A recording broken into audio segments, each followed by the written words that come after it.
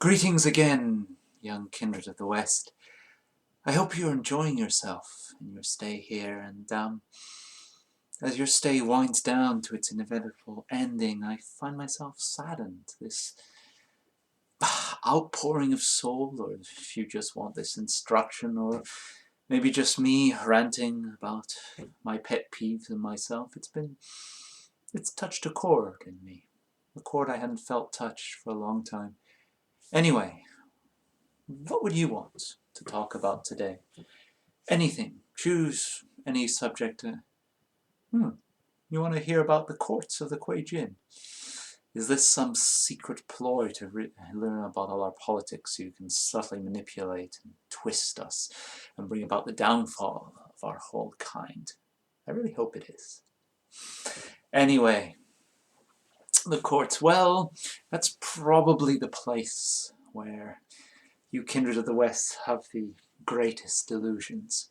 You probably picture a stuffy, oriental Chinese emperor's court where everyone has long gowns, colourful, and huge fingernails for no particular reason. Put them like this, maybe Fu Manchu moustaches, and then follow rituals that have been time-worn since thousands of years, while decrying the corruption of the world outside. And nothing ever changes. Is that your vision? Come on, admit it. You've got at least a little bit of that vision in you.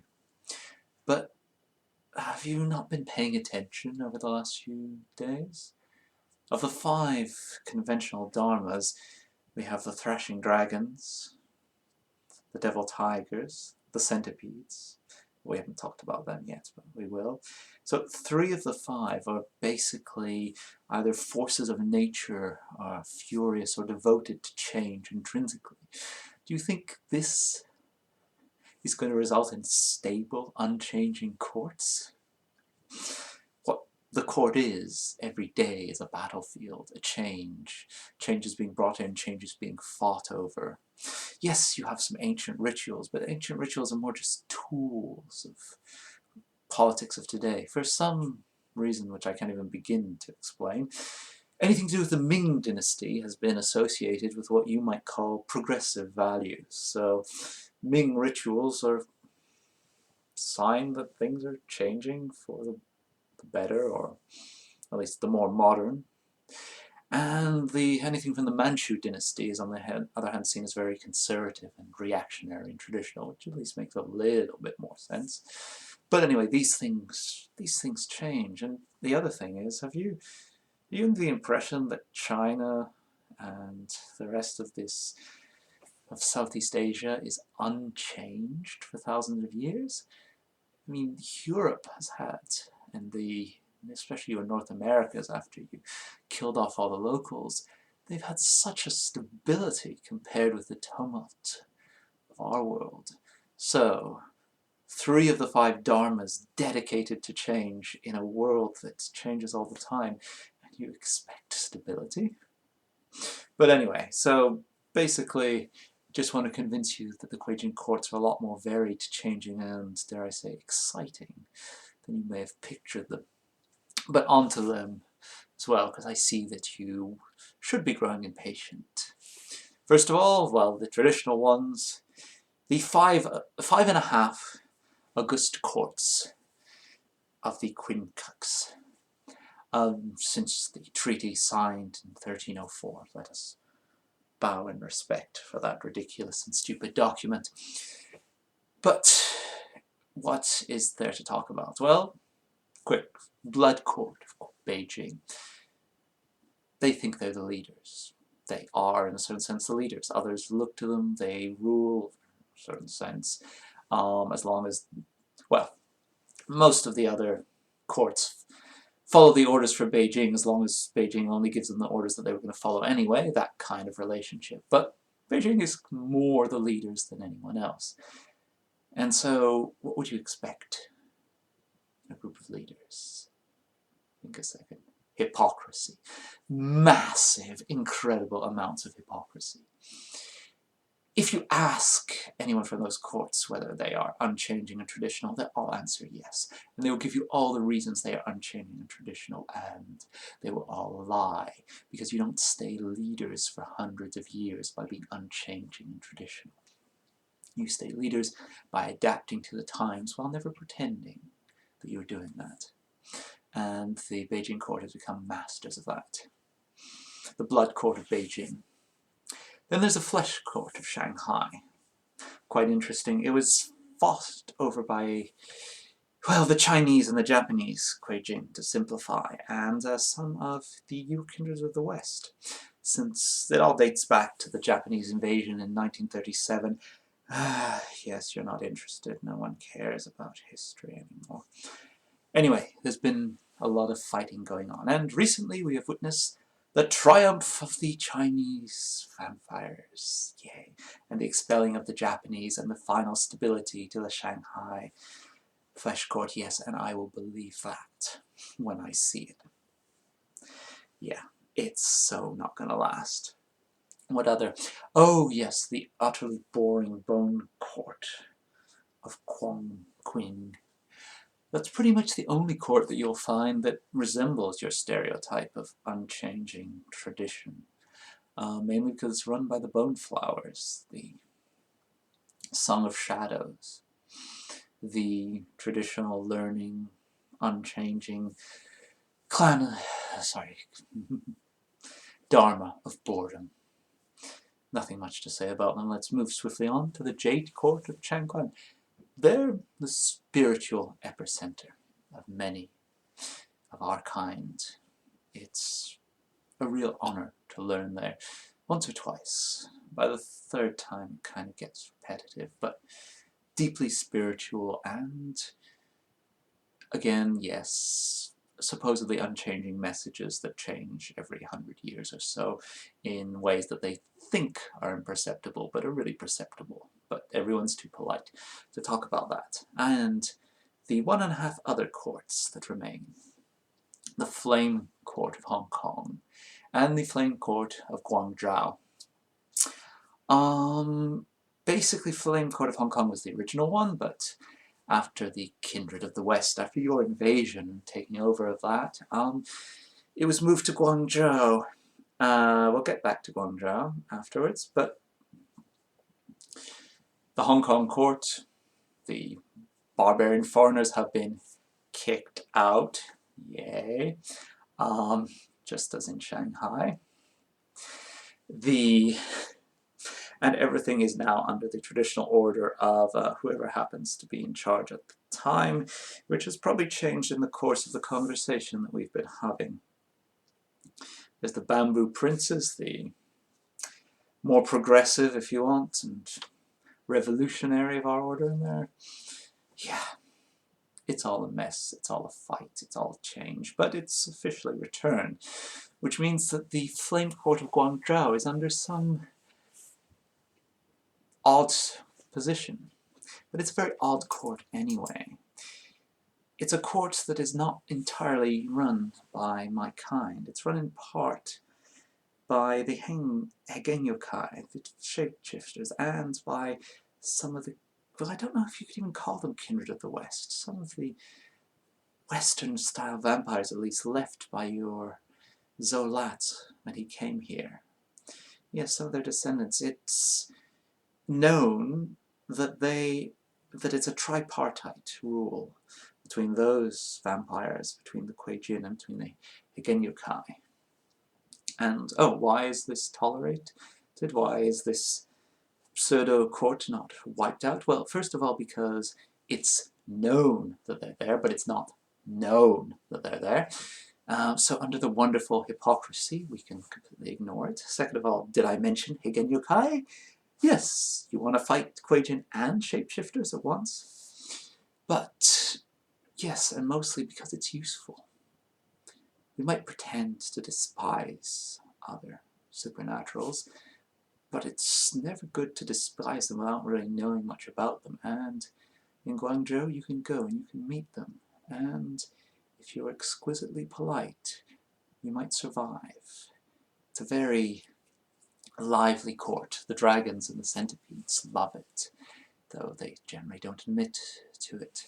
It's a very interesting experience, and it's allowed to continue as the 5.5 court because, well, to be honest, some of us don't leave out a lot of hope that Hong Kong is going to reach any sort of stability. And if it doesn't, well, welcome back, Guangzhou. You were the fire court the whole time. If we ever need to take down Guangzhou, then congratulations, Hong Kong. You are the true and eternal fire court. What else? Beyond China proper, there's the Gaki, the Japanese KueiJin. They're not long for this world, I've already told you. With the tainted chi from the Hiroshima and Nagasaki, your kind have Japan. It's there for the offering. Just take it one of these days and get the Gaki out of their slow decline. Traditionally, it's House Bishamon, which is anti-foreign, though how exactly you define this term shifts occasion to the time. The Ainu are the only true indigenous people of Japan, and they have very few representatives amongst the Kuei-Jin. But anyway, hypocrisy. It explains anything. And then there's House Genji, which is the more modern one. Then there's an old House Genji that was killed by House Bishamon, and the new House Genji, which is created in the Meiji Restoration. Yeah, again, you don't care about history, but in Japan they care a lot about history. In fact,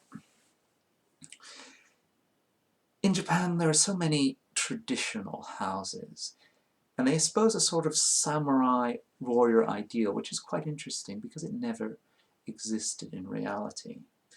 I was there, I know how corrupt the samurai could be. But now the KueiJin, they have idealized it, made it perfect, and they have come to a kind of state that is almost identical to what is portrayed in Japanese movies nowadays. The samurai ideal has also been idealized by the modern Japanese, so the stereotype and the stereotype are the same. It is quite miraculous that if you want to see an accurate portrayal of life among the Japanese KueiJin, look at modern manga, and that'll show it to you pretty much. Then we have the Green Courts of Korea. Neutral. Famously neutral. Very interested in money. To a stereotype. It's a bit of a stereotype. It's money, power, jade. They create jade and they sell it, but for a cost they will shelter anyone, and I mean anyone. They sheltered me for a while, but yes, of any kind. So demons, kindred of the west, mages, if you have the abilities, the cost, and they will overcharge you, you can stay, and you will be safe. Their entire reputation depends on it. Which means they also have an interesting store of abilities and knowledge, which they're just keeping in storage. What else? The Green Courts, the Golden Courts of Southeast Asia, the famous Penanggalan, full of dragons, and to some extent tigers, dharmas, energetic, passionate, female. The females rule, though you can always change your gender. I went there twice. Once as a woman, once as a man. The contrast between the experiences was most illuminating. But they have a great vigor, a hybrid vigor, and they are despised by most more traditional courts who still tolerate them anyway because hypocrisy, blah. The Golden Lion Court of Singapore. They're theoretically with the Golden Courts. They mainly consist of exiles, though, often males who couldn't change. So basically they hate the Golden Courts and nominally serve them lest they get wiped out. An interesting and healthy relationship, I'm sure you'll agree, where there is no chance of anything ever going wrong. They have a lot of dampires, interesting enough. Because, well, they see it as the only way to create shock troops. The Infinite Thunder Court of Sri Lanka. What's interesting about that? They're philosophical. They have the Rising Phoenix. Dharma is very popular there, as well as with the cranes. And they are free of pretty much taint. They just despair and philosophize. It's all very Indian in a sort of stereotypical and interesting way. You should go there. Oh, yeah, sorry. What else is there? The Great Leap Outwards, you might have heard that, amusing terms. And the fight in Los Angeles and maybe also in San Francisco. Yes, this is a court. Well, it's actually just an attempt to bring some order to an expansionist agenda. The official story is that a bunch of KueiJins sat down and thought hard and says, why don't we expand into North America? And another one said, by golly, what a good idea. I don't know why they had English accents at that point, but they did. And then they expanded. But what actually happened was, as I said, KueiJin could be born anywhere. And there were some in the Chinatowns in Los Angeles who knew the signs and who recognized the KueiJin and were able to tell the KueiJins that that's what they were. So they didn't lose control. They started on the Dharmic path, and there started to be a KueiJin presence in Los Angeles, which the courts in the mainland of China suddenly decided to claim for themselves. Yes, this was our idea all the time. It was not a coincidence or anything like that. But yes, so expect to see official status showered in Los Angeles at some point as the different factions try to vie as to whose idea this was. If it goes well, if it goes badly, then it's somebody else's idea. We had nothing to do with it. What other minor courts? Yes, what I call the Shangri-La court, but it has other official names. It's sometimes called Leng Plateau after one of your authors. Yeah, look it up. Lovecraft. I've been there twice. It doesn't seem it's same geographical location as Meru, Mount Meru you would say, but the Himalayas are vast, and it's never in the same place twice, and it's never the same experience twice. You can have very different impressions each time you go there, and leave in a very different condition each time. Beyond that, well, let's say that I had the ultimate ecstasy and the most cruel of psychological tortures and the most exquisite memories of times gone by that may or may not have existed. But I'm sure that anyone else going there would have a completely different experience. It changes. And we can't begin to understand it. My only theory is that they deliberately craft themselves to not be understandable. We're almost at an end. Don't worry. There's the Ghost Court on the Bikini Atoll. It's Bikini Atoll, a place where certain high-ups in the KueiJin convinced the US government to test their nuclear weapons to get rid of one of their enemies there. It might have been successful, but they're stories. Stories of what goes on there at night, strange lights, that's not just radioactivity. It's impossible that KueiJin could have survived the fire of a nuclear explosion head-on. And even if they had, it would be completely corrupted chi, wouldn't it? Nothing could survive there, and nobody is going to go there to check. Most definitely. What else?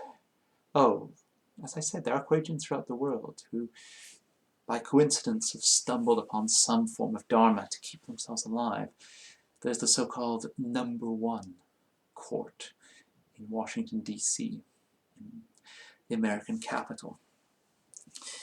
They are, well, they go back to your revolutionary times, and they have basically two forms of dharmas, essentially what they call the rulers and the people, which you could consider as sort of twisted forms of the cranes, resplendent cranes, and the rising phoenixes.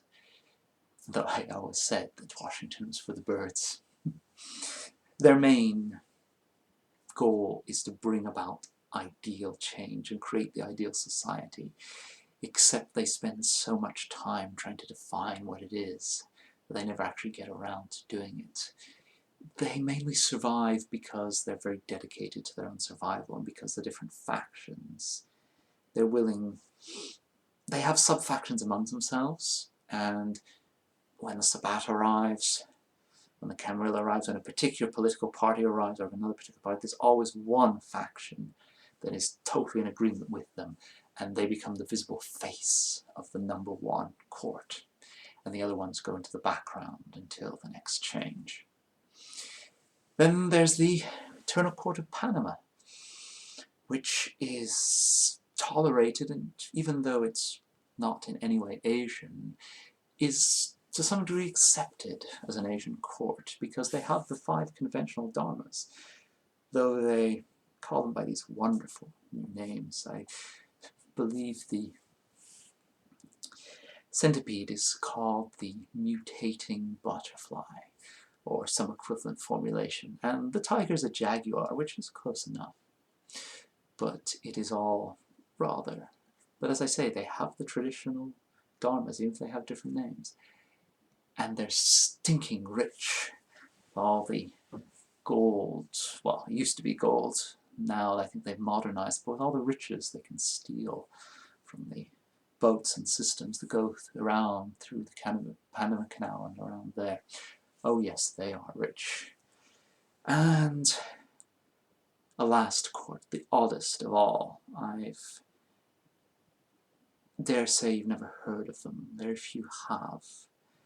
Unlike any other court there, I've never actually been in them, but you'll see why. The Mare Nostrum court, that means RC, of the Mediterranean. They espouse weird beliefs. They hold court in underground temples, sunken cities. That is their haunting place. They feed on sailors. They never set foot on land. Never. It's forbidden. I'm sure, hypocrisy being what it is, that they have ways around this, but they never set foot on land, officially. Their dharma, it took me a long while and quite a lot of dead contacts to figure it out. They basically have a mixture of the thrashing dragon and the Song of Shadows, so the yang and the yin principles, except they have it as pairs. All Kuei-Jin, and these are not Asian Kuei-Jins, believe me. Some of them are Roman, some of them, they're from the whole melting pot that is the Mediterranean. Arabs, Phoenicians, Carthaginians. But they pair off a sort of twins of unlife, one following the yang principle, one following the yin principle, and seek enlightenment in opposites together. Most fascinating. That's probably one of my next destinations. Anyway, I thank you. Rest well tonight. Rest well. Our last conversation is tomorrow.